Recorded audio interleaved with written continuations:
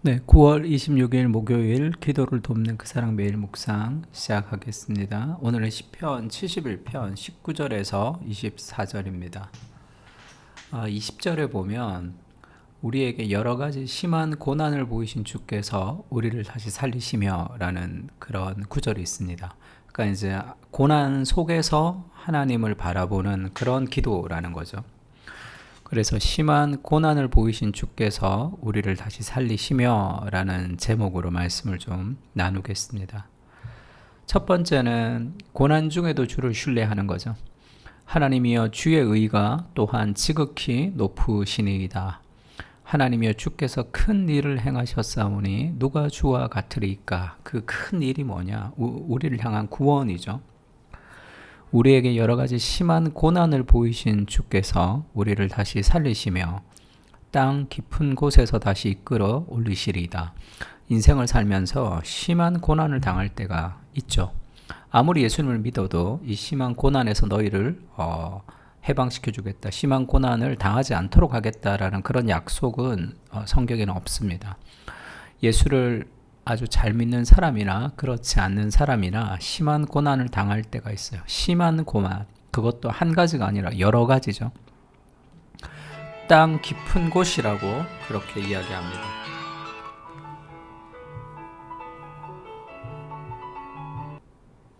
지금 수요일 성경 공부하기 전인데 우리 연수가 전화가 와서 그래도 목사님 커피 좀 사갈까라고 물어서 제가 괜찮다고 해서 전화벨 소리가 막 들리는 것 같은데 여러 가지 심한 고난을 당할 때 땅 깊은 곳이라고 얘기할 정도로 굉장히 어려운 거죠. 그러나 하나님이 다시 우리를 살리시는 분이시다. 어떤 고난 속에서도 하나님이 우리를 살리시는 분이시고 그 심한 고난은 결국 다시 이끌어 올리시는 과정이라는 거죠. 그래서 나를 더욱 창대하게 하사 돌이키사 나를 위로하소서 그렇게 얘기합니다. 근데 좀 헷갈리는 것은 여러 가지 심한 고난을 보이신 주께서 하니까 심한 고난을 하나님께서 우리에게 막 갖다 넣으신 것 같은 그런 느낌이 좀 들 수는 있습니다. 그런데 그렇지는 않고 요셉이 고난을 당할 때 그렇게 얘기하죠. 20절에 보면 당신들은 나를 해하려 하였으나 하나님은 그것을 선으로 바꾸사 오늘과 같이 많은 백성의 생명을 구원하게 하시려 하셨나니 형들이 요셉을 죽이려고 했던 그 사건은 잘못된 일이었죠. 그들이 요셉을 해하려 하였습니다. 근데 그 고난을 하나님이 막 보여주시고 하나님이 일부러 막 해하게 했다라는 게 아니라 이 모든 것은 다 하나님의 뜻 안에 있지만 그들이 악인들이 악한 행동을 우리에게 하는 것은 그들의 자유의지 안에 있는 거죠. 그럼에도 불구하고 하나님은 악의 조성자는 아니시지만 하나님은 악의 해결자이십니다. 그들의 자유의지로 나에게 해를 가했지만 그래서 내가 어떤 심한 고난을 당한다 하더라도 그 고난에서 우리를 일으켜 세우시는 분이시다. 그런 의미가 담겨져 있습니다. 주께서 우리에게 고난을 보이셨다는 것은. 그리고 그 고난이 나의 죄로 인한 고난이나 하나님이 어떤 내 삶에 그 어려움을 주신다라고 직접적으로 그런 느낌이 들 때도 있죠. 그때도 우리가 생각해야 될 것은 히브리서 12장 5절에는 그렇게 얘기합니다. 또 아들들에게 권하는 것 같이 너희에게 권면하신 말씀도 잊었도다. 일렀으되 내 아들아 주의 징계하심을 경히 여기지 말며 그에게 꾸지람을 받을 때에 낙심하지 말라. 하나님이 우리를 막 때리시는 것 같은 그럴 때가 있죠. 근데 그건 낙심하지 말라. 하나님의 징계를. 왜냐하면 6절에 주께서 그 사랑하시는 자를 징계하시고 그가 받아들이시는 아들마다 채찍질 하심이라 하였으니. 왜요? 우리를 더 성장시키기 위해서죠. 너희가 참음은 징계를 받기 위함이라. 하나님이 아들과 같이 너희를 대우하시나니 어찌 아버지가 징계하지 않는 아들이 있으리요. 그러니까 하나님의 심판은 그들의 자유대로 내어버려 둠을 당하는 겁니다. 그래서 로마서에 보면 그들의 욕심을 따라 행하도록 내어버려 둠을 했다. 그러니까 하나님이 내어버려 두셨다는 것이 그것이 가장 큰 징계죠. 우리가 원하는 대로 하도록 내버려 두는 것이 하나님의 심판입니다. 하지만 하나님이 원하시는 대로 우리를 징계하시는 것은 그것은 우리가 아들이기 때문이죠. 징계는 다 받는 것이거늘 너희에게 없으면 사생자여 친아들이 아니니라. 크면서 한 번도 혼나지 않고 자라는 사람이 어디 있습니까? 그러면 이상해지죠. 건강하게 자라지 못합니다. 그 인생의 여러 가지 하나님이 내게 주시는 고난이라 하더라도 그것이 나를 싫어하거나 내가 잘못됐으니까 단순한 징계라기보다 나를 더 성장시키고 더 가장 아름다운 열매를 맺게 하기 위한 하나님의 섭리 아래에 있다는 것을 알아야 되는 거죠. 어떤 삶의 고난이든지 마찬가지입니다. 그리고 9절에 계속 그렇게 얘기하죠. 또 우리 육신의 아버지가 우리를 징계하여도 공경하였거늘 하물며 모든 영의 아버지께 더욱 복종하며 살려 하지 않겠느냐. 그들은 잠시 자기의 뜻대로 우리를 징계하였거니와. 육신의 아버지는 오직 하나님은 우리의 유익을 위하여 그의 거룩하심에 참여하게 하시느니라. 하나님의 징계는 우리의 유익을 위한 것입니다. 자기 자신의 어떤 분노를 해결하는 것이 아니라 그래서 하나님의 거룩하심에 참여하도록 하는 거죠. 무릇 징계가 당시에는 즐거워 보이지 않고 슬퍼 보이나 후에 그로 말미암아 연단받은 자들은 의와 평강의 열매를 맺느니라. 이것이 징계의 목적이죠. 고난을 보여주시는 목적입니다. 그래서 결국 하나님의 구원을 소망할 수밖에 없는 거죠. 나의 하나님이여 내가 또 비파로 주를 찬양하며 주의 성실을 찬양하리이다. 주의 성실이 뭐죠? 끝없이 배신하는 나를 끝없이 징계하시고 인생의 여러 가지 고난을 통해서라도 우리를 거룩하게 만들어 가시는 하나님의 열심을 얘기합니다.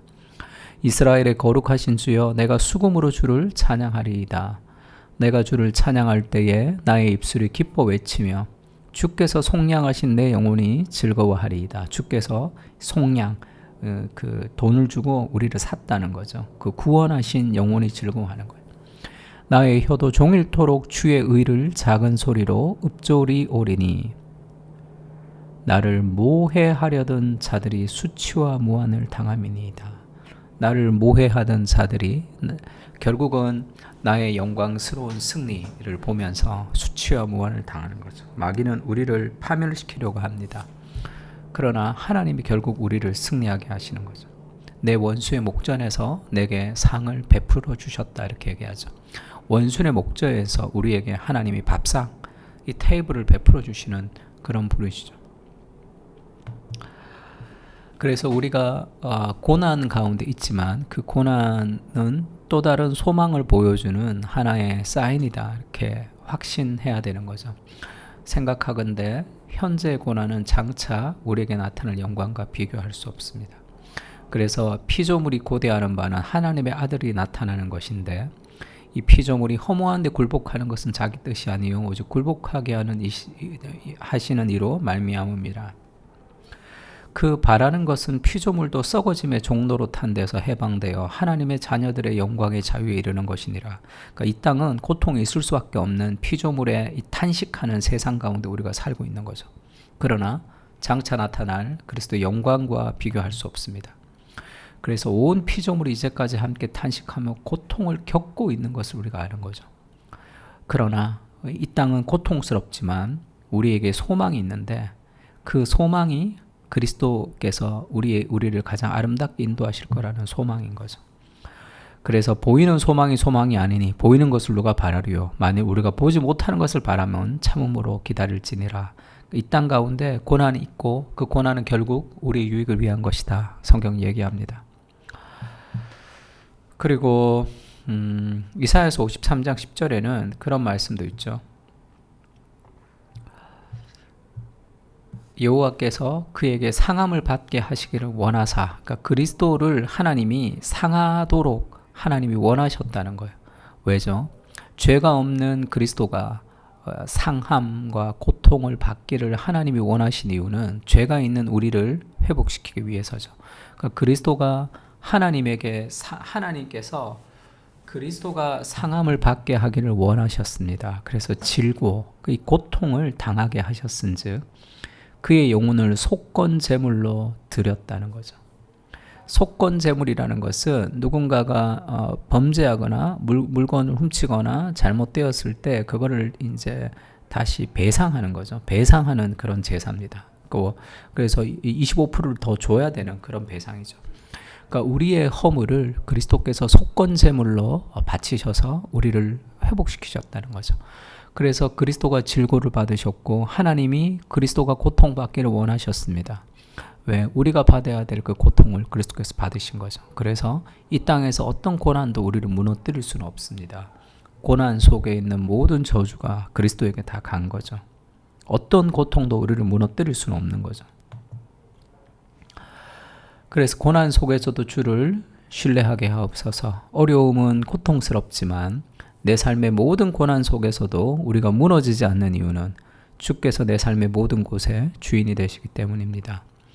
흔들리는 세상 속에서도 흔들리지 않는 복음을 붙들게 하시고 내 영혼이 주님 안에서 안전함을 누리게 하옵소서. 주님이 허락하신 모든 것이 선합니다.